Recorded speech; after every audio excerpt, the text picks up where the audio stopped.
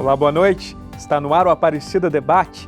Aqui você sabe, o nosso programa quer promover uma reflexão sobre temas sociais, sobretudo, para que você possa se informar e formar a própria opinião. O tema de hoje é população em situação de rua. De acordo com o Cadastro Único para Programas Sociais do Governo Federal, são mais de 140 mil pessoas vivendo nessa situação. E durante a pandemia, quais ações podem protegê-las do contágio e da transmissão do coronavírus? Nossos convidados irão nos ajudar com as respostas a essas perguntas e eles conversam com a gente via internet. São eles Marta Regina Marques Akiyama, assistente social de formação e terapeuta sistêmica, coordenadora do programa Consultório na Rua do Centro Social Nossa Senhora do Bom Parto, trabalho que desenvolve desde 2004. Boa noite, Marta. Muito obrigado por participar com a gente. Boa noite, eu que agradeço pelo convite. Contamos também com a participação de Edivaldo Gonçalves de Souza. Ele participa do Movimento Nacional População de Rua, do qual faz parte desde 2016 e atualmente é coordenador no estado de São Paulo. Ele também compõe o Núcleo de Defesa de Direitos Humanos na cidade de São Paulo e do Conselho Estadual de Assistência Social, o CONSEAS. Boa noite, Edivaldo. Obrigado por aceitar o nosso convite. Boa noite. Eu agradeço pelo convite. A gente tem que falar algumas coisas muito sérias, né? Que é o nosso irmão da rua, né? Como eu morei 20 anos na rua e agora estamos fazendo um trabalho a rua. Bom, vamos acompanhar uma matéria que a nossa repórter Gabriela Leite preparou para introduzir o nosso debate. Vamos acompanhar.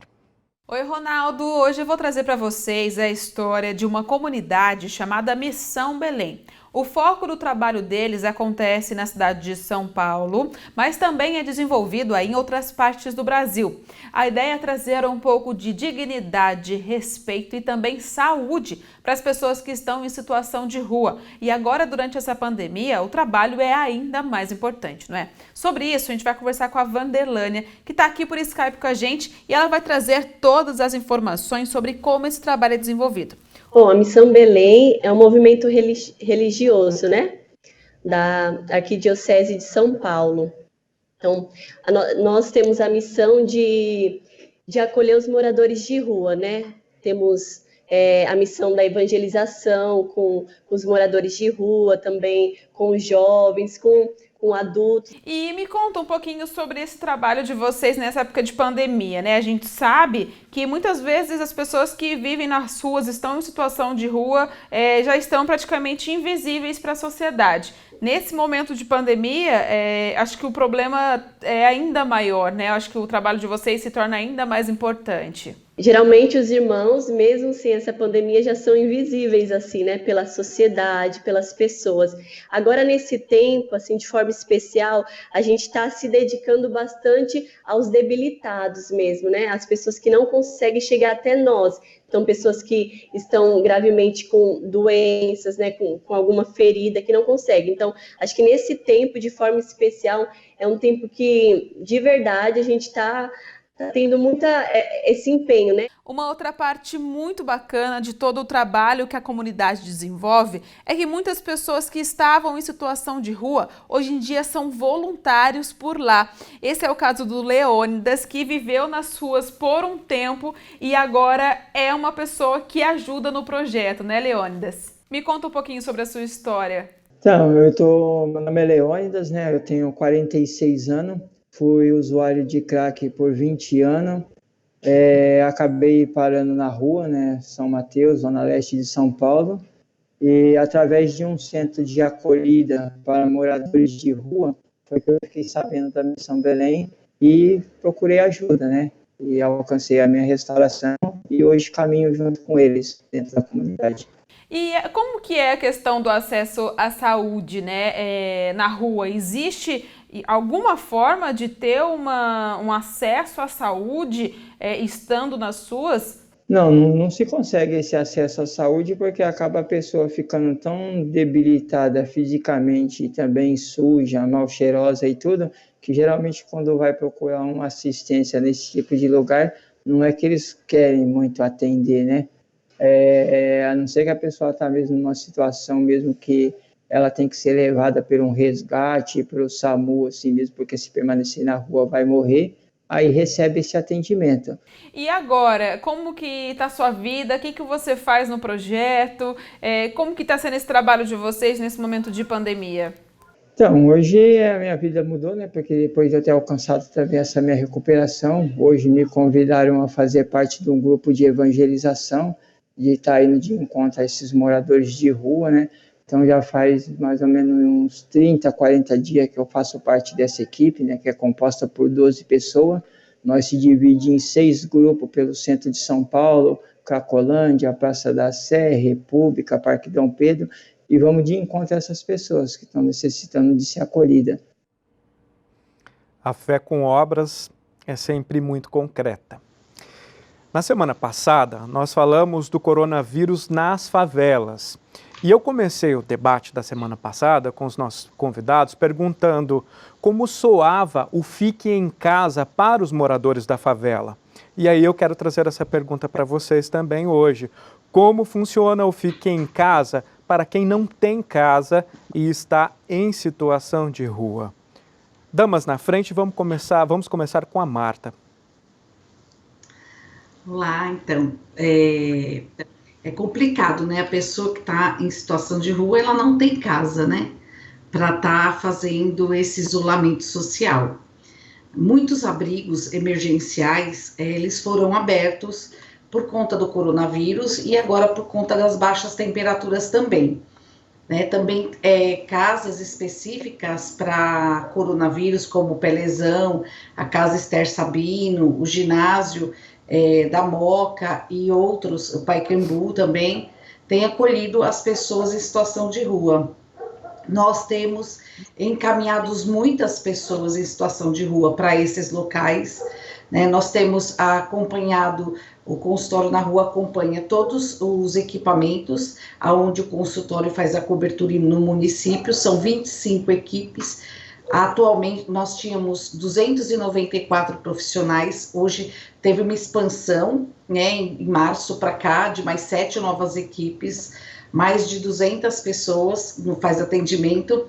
É que o Leônidas, talvez ele não conheça, eu também não conheço o Leônidas, mas nós atendemos as missões Belém, lá do Belém, a da Santa Clara no Brás, em São Mateus, todas as missões na Praça da Sé. Nós trabalhamos muito junto com o padre Gian Pietro já há 14 anos. E agora, com a questão do Covid, a gente tem intensificado muito essas ações. Até porque a Missão Belém tem sido protegida para que outros não vá para lá, porque as casas estão lotadas, né? E aí nós estamos levando para outros espaços essas pessoas, que seria para o Pelezão, para o Esther Sabino, para o ginásio. As equipes também, é importante destacar que antes trabalhava de segunda a sexta, né? Até às 19 horas. Agora nós trabalhamos das 7 da manhã às 10 da noite, sábado, domingo e feriado. Então teve aí um olhar muito significante da Secretaria de Saúde para a população de rua. E é muito importante destacar um fator muito importante. Quando nós vamos na unidade básica de saúde para marcar uma consulta, o munícipe, ele marca para daqui 15 dias, 20 dias, e dependendo da especialidade, até um mês ou mais. Eu não sei dizer exatamente porque eu coordeno só pelo Bom Parto o consultório na rua, mas eu sei que há um tempo de espera para isso. E hoje a pessoa em situação de rua, ela não tem essa espera, né? Se a equipe visualizar que ele não tem condições de aguardar a consulta, ele é atendido imediatamente. A equipe está na rua e uma parte, médicos e enfermeiros também atendem na unidade. São feitos curativos aonde a pessoa está, o atendimento, a busca ativa de sintomáticos respiratórios e caso, mesmo que que não tenha febre, mas se tiver algum sintoma, ele já é encaminhado imediatamente para essas casas. E o Centro Social Nossa Senhora do Bom Parto tem um núcleo que chama Morada São Martinho, e o São Martinho de Lima também, que também é conveniado com o Bom Parto, e a prefeitura que faz o subsídio para o Bom Parto dessas casas. E nós também aumentamos o número, dobramos na Morada São Martinho. O São Martinho, que atendia cerca de 600 pessoas, está atendendo cerca de quase 1.000 pessoas, respeitando o isolamento social. Também houve ali a tendas colocada na frente, e a gente tem tomado muito cuidado para estar cuidando dessas pessoas. E aí a gente também tem o cuidado do padre Júlio Lancelotti, que trabalha muito junto com o consultório na rua, e também faz o atendimento, também liga para a gente todos os dias, quando ele visualiza alguma situação, e a equipe, tanto nos equipamentos quanto na igreja, a equipe faz busca ativa diária, todos os dias. Ô Edivaldo, como é que a gente fala para quem vive em situação de rua, fique em casa, sendo que ele não tem casa? É uma coisa meio complicada, né? O pessoal da rua, tá? Não adianta se falar assim, não, fica em casa, para a rua, porque a rua não tem casa, porque sabe muito bem. Ela tem abrigos, né? E a gente estava discutindo que os abrigos, não estou falando dos abrigos novos, e sim os abrigos antigos, né?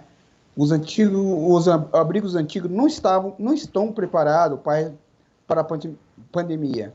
Por causa que no dormitório são beliches, quartos pequenos, sem ventilação. Então, uma boa parte da população de rua acha mais seguro estar na rua do que estar num abrigo. Isso a gente constatou, né? E, por caso, o refeitório pequeno, né? Os quartos pequenos, com mais de 40 pessoas em cada quarto, beliche um do lado do outro, sem aquela distância de 1,5 metro, né? Então fica meio preocupado, uma coisa muito preocupante, né? Você chegar para um morador de rua, vá para um abrigo, ele não aceita o abrigo, ele prefere ficar na rua do que ir para o abrigo. Né? E essa parte de ir para casa, a casa, entendeu? É uma situação que ele pegou, ele vai ter de aprender a conviver com a pandemia e a rua ao mesmo tempo. Certo. Hoje, alguns estados já vivem a flexibilização da quarentena. Alguns setores começam a funcionar com instruções de cada estado. Mas quando estava tudo fechado, a população em situação de rua ficou sem ter onde pedir a comida, pedir o dinheiro, até mesmo oferecer um trabalho, né? Como que foi essa realidade dentro do trabalho que vocês acompanham e desenvolvem? Então, foi uma coisa muito preocupante, porque eles trabalham muitos como reciclagem, catando latinha, papelão, e os restaurantes, a comunidade, as pessoas sustentam, como você mesmo falou, dão alimento, oferecem algumas coisas. O fechamento desses locais foi uma coisa que impactou bastante, porque do início faltou a alimentação, ninguém estava preparado para o que aconteceu, e o comércio não abriu, né? A gente não conseguiu pensar imediatamente nisso. Mas é interessante que eu trabalho com população de rua há 16 anos, e a invisibilidade que eu sempre vi nas ruas, que as pessoas passam praticamente por cima e não vê, e todo mundo acredita que a responsabilidade é só do poder público e não de nós, cidadãos, que podemos fazer alguma coisa pela vida das outras pessoas. As pessoas começaram a se mobilizar. Então tiveram pessoas, empresas, bufês, que começaram a ligar para nós, ligar para o movimento de população de rua, porque a gente trabalha muito junto com o Darcy, com o pessoal do movimento, com a Missão Belém, oferecendo marmitex. E as nossas equipes de saúde foram uns que se voluntariaram a fazer isso. Mesmo a gente cuidando de saúde, foram desenvolvidas diversas estratégias para atender as pessoas em situação de rua. Então, por exemplo, no mês de abril, nós entregamos cerca de 13 mil marmitex. Então, isso só as equipes de consultório da rua, depois que desenvolvia o trabalho. Então, ia buscar nesses buffets, nesses restaurantes e pessoas, grupos de amigos e comunidades. Também teve uma intensificação grande de doação de kits de higiene, que é uma coisa que nós não tínhamos antes. Nós ficávamos assim sempre pedindo para que as pessoas doassem sabonete, shampoo, porque as pessoas queriam tomar banho e passar um shampoo. A gente escutava muito isso das moradoras. O que você deseja? Eu queria um shampoo, faz muitos anos que eu não uso, né? E começou a vir esses kit de higiene, até porque o coronavírus está muito ligada a essa questão da higiene, do sabonete, como que ele ia fazer para lavar as mãos? Então, uma outra estratégia que a equipe teve e a comunidade abraçou foi colocar em garrafas PETs descartáveis água e na outra sabonete. E as equipes andavam com isso e com galões também no carrinho, nas combis que a prefeitura cede para a gente para fazer a lavagem das mãos e a higiene. Aí era um momento também que a gente fazia uma sensibilização sobre a importância do cuidado, da saúde, a utilização de máscara. Então, a comunidade, pela primeira vez, se mobilizou, né? Trouxe comida, trouxe kits de higiene, trouxe álcool em gel. Muitas pessoas começaram a fazer máscaras, grupos de mulheres, de senhoras, começaram a fazer máscaras nas suas casas para doar para os moradores de rua. Eu nunca tinha visto isso e nenhum dos profissionais que trabalham no Bom Parto tinha visto. Então, isso também foi uma coisa assim, que nos comoveu bastante, porque a hora que a morte bateu na porta, as pessoas começaram a ligar para a gente, falar o que eu posso fazer para ajudar. E isso foi bacana, mas é lógico que nós sabemos que não é o suficiente, que ainda falta, né? Os espaços de convivência aumentou a sua potência para servir alimentação, também tem recebido um número maior de doações de alimento para poder oferecer para as pessoas, e outras religiões se uniram, né, para que atender e oferecer um café, um almoço para as pessoas em situação de rua, né? Eu não sei, sem mencionar se antes estava melhor nessa parte de doação e de cuidado do que agora, mas para nós o que foi fundamental que essa invisibilidade não ter, a gente percebeu que acabou, ou assim, na verdade não tinha, que a gente acaba empurrando o problema para o outro, e que hoje a comunidade fala, se a gente não cuidar das pessoas em situação de rua, a morte vai bater na sua porta, porque o coronavírus é uma doença, né, é um vírus que está no ar, que as pessoas podem passar para as outras com muita facilidade, do mesmo jeito que é a tuberculose, que eu não sei se você sabe, mas a tuberculose é 60 vezes mais culminante na população de rua do que na população residente. E as pessoas residentes nunca se preocuparam com isso. Por que a tuberculose é uma doença milenar? Ela está tanto tempo aqui e ainda a gente não conseguiu eliminar a tuberculose. Porque não tem aquele cuidado do café, da alimentação correta para a população de rua, né? É um tratamento de 6 meses. Mas para o coronavírus, as pessoas começaram a enxergar. Então, eu acho que também é o momento em que a gente tem que dizer, essas pessoas são nossos irmãos, como o Edivaldo falou, são nossos irmãos. E como que nós tratamos os nossos irmãos, a nossa família? Né? Então, é o momento que o comércio está fechado, mas que todo mundo pode fazer alguma coisa. E o mínimo que você fizer, vai fazer a diferença da vida do outro. Ô Marta, só desculpa interrompê-la, é por conta do nosso tempo, e o Edivaldo também precisa ter o direito de falar sobre essa questão, tá bom? Por favor. Edivaldo, você pode comentar também essa questão, por favor? Olha só, a invisibilidade da população de rua, tá? Ela é totalmente invisível. Hoje está sendo visível. Por quê? Alguns pontos onde está sendo servido alimentação, um banho, né? Para poder lavar roupa, né? Está muito centralizado no centro da cidade. Então, muita gente migrou para o centro, tá? No Lago do São Francisco, no Pátio do Colégio, já onde tinha um fluxo maior, grande, a Sé. Então, uma boa parte que vivia afastado ou dividido, que morava na Bela Vista, que morava na Paulista, né? Vieram e migraram para o centro, onde tem a alimentação, onde tem o banheiro, onde tem o banho, né? Uma boa parte. Pode ver que hoje você vê a população de rua. Antigamente você não via. Hoje você vê, né?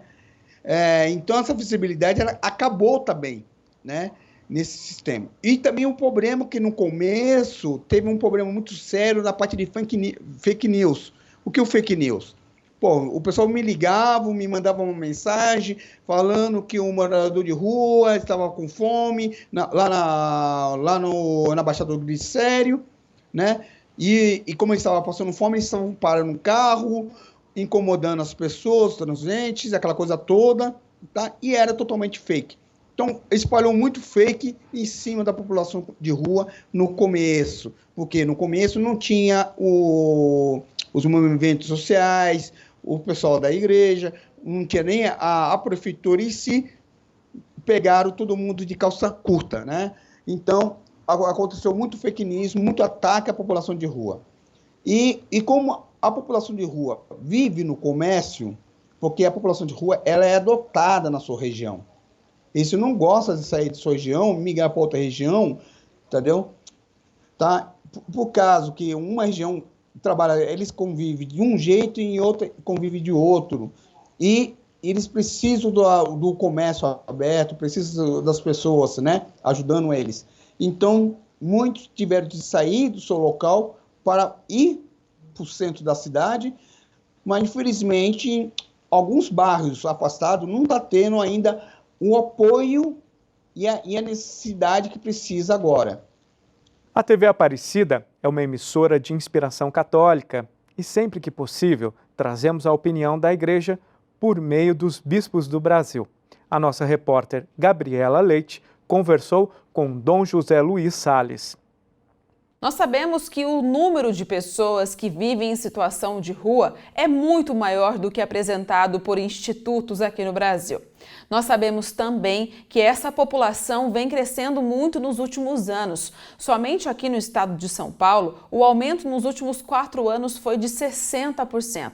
E essas pessoas que muitas vezes parecem invisíveis para a sociedade, agora nesse momento de pandemia, o problema é ainda maior. E é sobre isso que a gente vai conversar agora com Dom José, que é o bispo referencial da Pastoral do Povo de Rua. Nós vamos abordar com ele sobre o papel da igreja nesse momento de pandemia e o auxílio que está sendo dado para as pessoas em situação de rua. Dom José, a primeira pergunta que eu quero fazer para o senhor é com relação ao papel da igreja na ausência do Estado e do governo com relação a vários problemas da sociedade, mas focando agora com relação às pessoas em situação de rua. Eu quero dizer da minha alegria de poder partilhar um pouquinho nesse momento, Gabriela, e a igreja tem um papel muito importante. Aliás, em toda a história da igreja, a igreja sempre se manifesta como aquela que é cuidadora.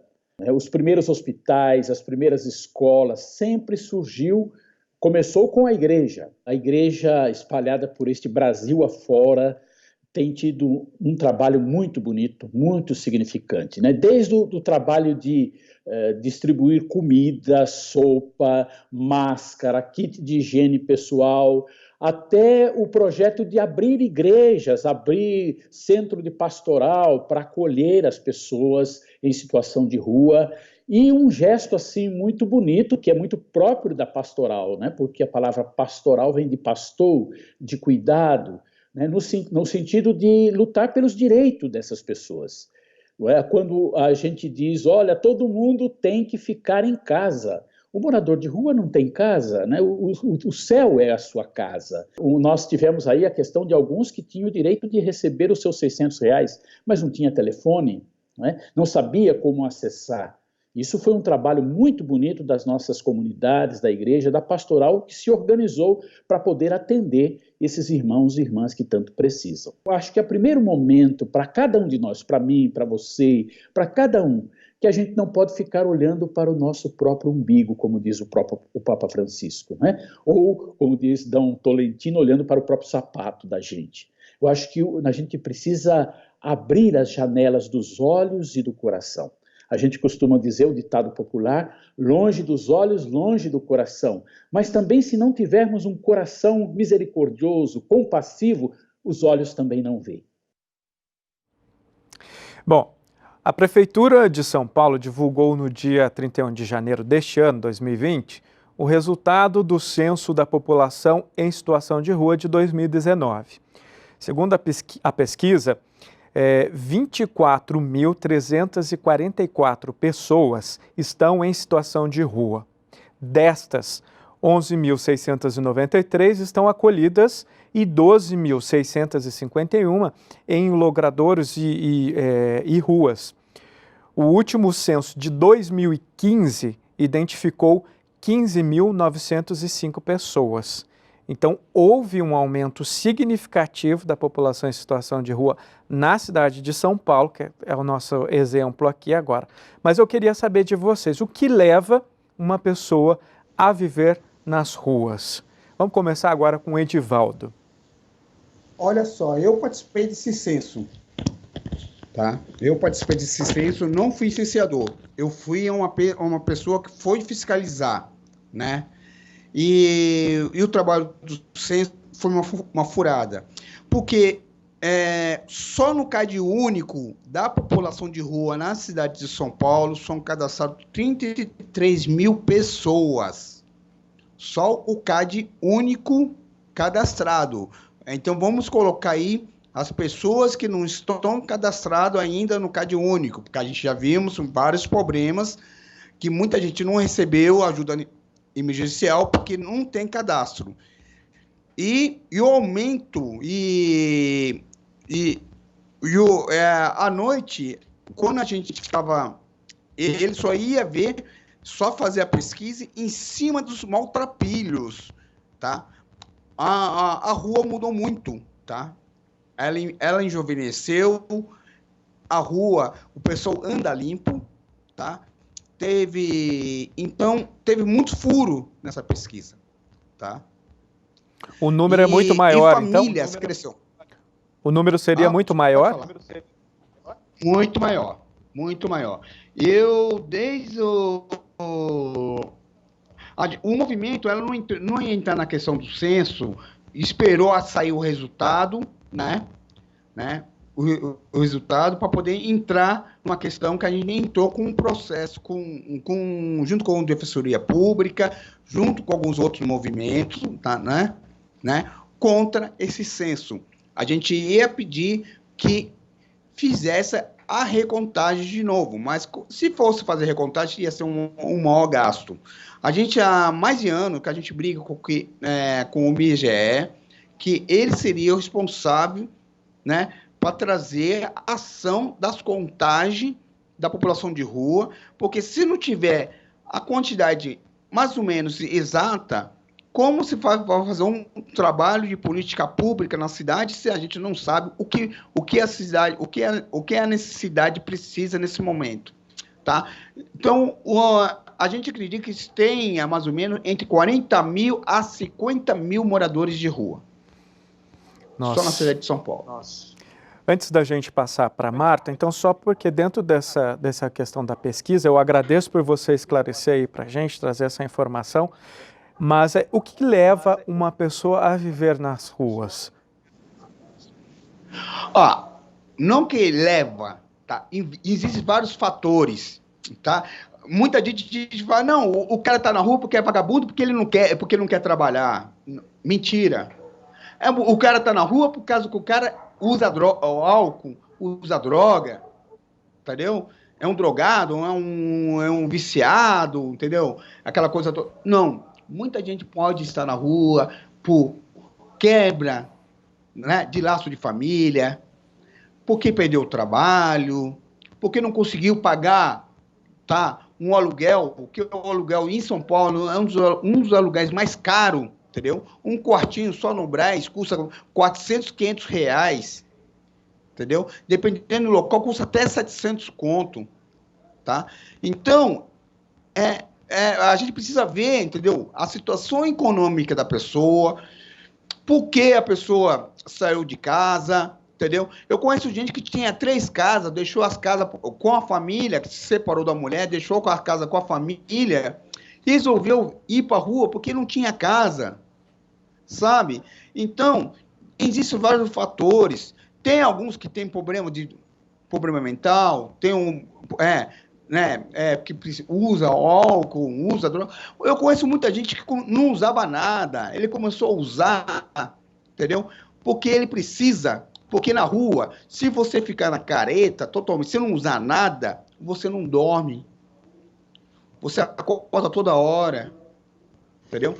Então, ele precisa beber, ou ele precisa usar alguma coisa para ele poder virar à noite, né?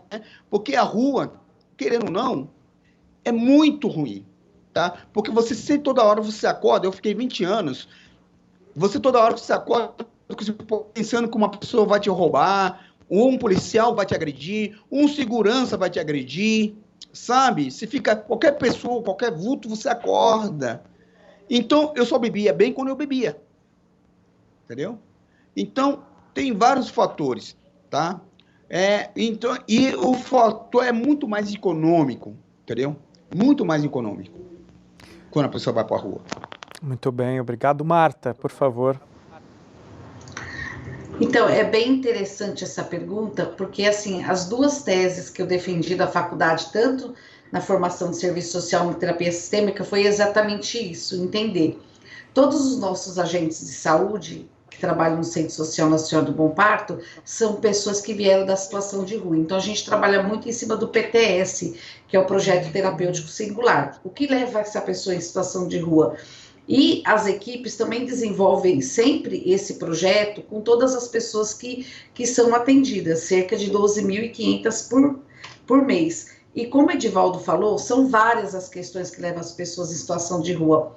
Uma das principais é a própria desestruturação da família, né? A família perde o emprego, rompe os seus laços familiares, rompe com o casamento, né? Muitos acabam deixando tudo, indo para as ruas por depressão, não consegue resolver. E a própria família também, muitas vezes, não dá conta de lidar com aquele jovem, com aquela pessoa que está dentro de casa, com problemas de álcool, com problemas de droga, com desemprego, não leva dinheiro para casa, e aí começam as cobranças e a pessoa acaba indo para a situação de rua. Tem um número grande de pessoas que foram para a rua por conta do uso de drogas e de álcool, mas esse não é o maior fator que leva a pessoa em situação de rua, e sim os problemas familiares, os desencontros, as separações, morte de alguém da família, e a pessoa não consegue suportar esse sofrimento, e aí ela entra num sofrimento mental muito pior, e aí ela não dá conta, ela abre mão de tudo e vai para as ruas, né? A população de rua, como o Edivaldo falou, assim, mudou muito, né? Eu lembro quando eu era criança que a figura do morador de rua não era hoje o que a gente vê, hoje nós vemos aí. E é interessante que o município de São Paulo, ele tem o maior número de pessoas em situação de rua, o estado de São Paulo, mas também é onde oferece um número maior de possibilidades para essas pessoas. Mas o que é interessante, você vai no Brás, você vê muito migrante, você vai na Lapa, você vê muito idoso, você vai no centro. Então, em cada região do município de São Paulo, tem um perfil de pessoa que se destaca da população de rua. E isso é também uma coisa que nos chama muita atenção. E como o Edivaldo falou, realmente muitos não querem ir para o abrigo, né? Eles preferem, porque também na rua, quanto mais tempo a pessoa fica em situação de rua, ela cria uma outra identidade, ela cria a família dela na rua, uma outra comunidade, os amigos, ela não reconhece mais aquela família que ela tinha e aquela vida. Então ela começa, então assim, por exemplo, quando nós fazemos um processo seletivo para trazer uma pessoa para trabalho, que a gente oferece trabalho para ela, Quando uma pessoa ficou 6 meses, 1 ano, 2 anos, 4 anos, é muito mais fácil que uma pessoa que ficou 10 anos em situação de rua, para ela se adequar. O horário de trabalho, o horário de almoço, horário de saída, saber até cuidar do seu dinheiro e voltar a fazer o projeto de vida. Nós temos que ter muito cuidado com essa pessoa e trabalhar desde o início, como se aprende a ler e escrever. Qual é o seu sonho? Qual é o seu projeto de vida? O que você gostaria? E com isso a gente vai trabalhando. Um exemplo bem rápido, por exemplo, nós temos pessoas que trabalham conosco, que ficou 5 anos em situação de rua, e antes disso, trabalhava como auxiliar de pedreiro, profissão super digna. Mas se você pergunta o que você sonhava naquela época em fazer, estudar ou fazer uma faculdade, se alguém, a pessoa fala, não tinha sonho nenhum, eu só sabia fazer aquilo. E hoje a pessoa faz faculdade, é formada em serviço social, está trabalhando, nós temos médico, enfermeiro, auxiliar, porque você tem que voltar a trabalhar o projeto de vida, porque essas pessoas perderam a ilusão, né? Elas não têm mais, elas não acreditam mais na possibilidade, muitos não acreditam mais na possibilidade de sair das ruas e ter uma casa, e ter um emprego formal, e ter uma outra condição de vida. Então é preciso cuidar da saúde mental. E se também não tiver um olhar para essa família, por que cresceu tanto o número? Poxa, se a gente tem um atendimento de saúde hoje quase imediato para a população de rua, você tem aí equipamentos, o que faz a pessoa ainda estar em situação de rua e ter esse número que cresceu tanto de lá para cá? É porque essa família não tem estrutura. Então tem que se cuidar dessa família antes da pessoa ir para a rua, não deixar essa família perder o emprego, perder a casa, perder a estabilidade emocional, né? Que se invista mais nessas famílias para que elas não abram mão dos seus para que eles vão para a rua. E que essa pessoa que vai para a rua, quanto menos tempo ela fica lá, muito mais é fácil de voltar a desenvolver os sonhos dela e o projeto de vida. Porque depois eles não querem mesmo. E aí você tem que ficar por anos trabalhando. Nós temos pessoas que nós acompanhamos 8 anos e que agora trabalham conosco. Mas foram 8 anos e a pessoa não queria. Né? Porque ela fala, não, agora eu tenho minha família, aqui é minha comunidade, eu tenho meus cachorros, os meus animais, esses são os meus amigos. Né? Eles se casam na rua, né? Muitos têm filhos na rua. Então, se a gente não tiver esse trabalho de olhar para essas pessoas de uma outra forma e começar a trabalhar essa família, nós vamos crescer cada vez mais. Porque o Brasil está empobrecendo e a gente está cada vez mais com desemprego gigante aí, e a falta de moradia. Marta, desculpa só interromper. Pode falar. O assistente social de São Martinho, esqueci o nome dele, o assistente lá de São Martinho, né? Ele morou comigo no Arsenal da Esperança. Eu sei. Entendeu? Sabe quem é, né? Que estou falando. Sei. Ele morou comigo lá no Arsenal da Esperança, há muito tempo. Ele estava terminando a faculdade. E a assistente social de lá também, morou também em abrigo. Bom, a esperança. Nós estamos, a conversa quando ela rende, o tempo passa e a gente nem percebe, né? Mas nós estamos chegando aqui no momento da nossa última pergunta. E essa pergunta eu tinha reservado, a Marta já até tocou nesse assunto também lá no nosso primeiro bloco. Nós sempre cobramos do poder público uma atitude com relação à população em situação de rua. Mas muitas vezes para nós, essas pessoas são invisíveis. É preciso mudar o olhar a partir de si mesmo antes de cobrar do governo uma atitude? Edivaldo. Olha só, isso é meio complicado, mas é assim, cobrar da sociedade. Sim, a sociedade tem um pouco de culpa, entendeu? Não é só o governo. Mas a gente tem que cobrar, sim, do governo, porque a gente tem que cobrar a política pública, né? Porque só vai resolver o problema da população de rua, da situação, sim, tiver política pública. Se tiver política pública, entendeu? Essa política pode entrar habitação, pode entrar saúde, pode entrar trabalho. O que importa primeiro é habitação. Depois trabalho, saúde e trabalho. Ela tem um segmento, elas trabalham os três juntos, tá? Então, não adianta fazer só assistente social de um lado, habitação de um lado, saúde de um lado. É um trabalho junto com toda a secretaria, entendeu? Temos de cobrar da sociedade, entendeu? Porque eu me lembro que quando tinha o projeto do Dória, do trabalho novo, que era recomeço, né, aquela coisa toda, aconteceu que muita gente foram trabalhar no McDonald's, aquela coisa toda, e só trabalhava um mês, entendeu? Tá? Porque era mandado embora, era marginalizado, só porque a pessoa não tinha os dentes na boca, tá? A aparência, entendeu? Não vinha dentro do plano da empresa, aquela coisa toda. Então, sim, devemos cobrar sim da sociedade, mas principalmente do governo. Marta, infelizmente o nosso tempo é curto, eu peço para que você se expresse com relação a essa pergunta brevemente, por favor.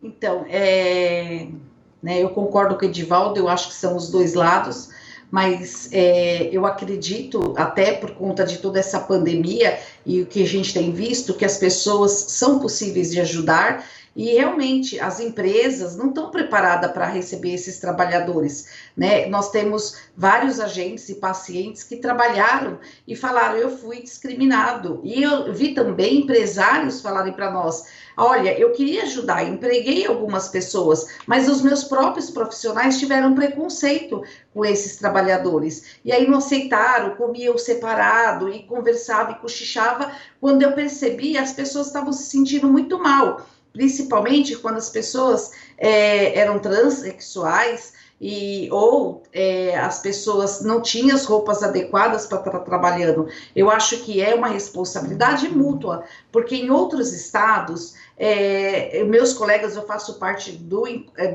Encontro Nacional dos Consultórios na Rua do Brasil, em outros estados está muito difícil, mas está muito mais difícil que São Paulo, eles têm um número muito menor de população de rua, porque o preconceito é muito demarcado, porque as dificuldades é demarcada e porque a população acha que é só o governo que tem que fazer. Aqui em São Paulo, eu não tenho partido, eu tenho um trabalho, mas pela primeira vez eu estou vendo uma prefeitura que está investindo em trabalho com a população de rua, e eu estou vendo os munícipes fazer isso. Então, queira Deus que, quando passar essa pandemia que vai passar, que as pessoas não sejam as mesmas coisas. Quem empregar um morador de rua tenha sensibilidade de acompanhá-lo e que seja desenvolvido mais políticas públicas para que as pessoas saiam dessa situação. Então, que nós possamos mudar, então, o nosso olhar com relação aos irmãos que estão em situação de rua, enxergá-los e cobrar os direitos, cobrar a dignidade. Chegamos ao final do Aparecida Debate. Nosso intuito foi entender a realidade da população em situação de rua e, por isso, contamos com a participação dos nossos convidados. Eles falaram com a gente via internet. Contamos com a presença de Marta Regina Marques Akiyama, assistente social de formação e terapeuta sistêmica, coordenadora do programa Consultório na Rua do Centro Social Nossa Senhora do Bom Parto, trabalho que desenvolve desde 2004. Muito obrigado por participar conosco, Marta. Boa noite para você. Boa noite. E também tivemos aqui a presença de Edivaldo Gonçalves de Souza, ele que participa do Movimento Nacional População de Rua, do qual faz parte desde 2016 e atualmente é coordenador no estado de São Paulo. Ele também compõe um núcleo de defesa de direitos humanos na cidade de São Paulo e do Conselho Estadual de Assistência Social, o CONSEAS. Muito obrigado, Edivaldo, pela sua participação aqui com a gente. Nada. Faz olhos. E para rever esse programa, acesse o canal da TV Aparecida no YouTube e quando você deixar o seu comentário com sugestão ou crítica em nossa página, utilize a hashtag Aparecida Debate. Na próxima semana, vamos falar sobre o racismo no momento em que as pessoas se articulam em todo o mundo com manifestações reivindicando respeito, igualdade e tantos outros direitos. Nosso encontro, então, fica marcado para a próxima quarta-feira. Eu conto com a sua audiência. Até lá!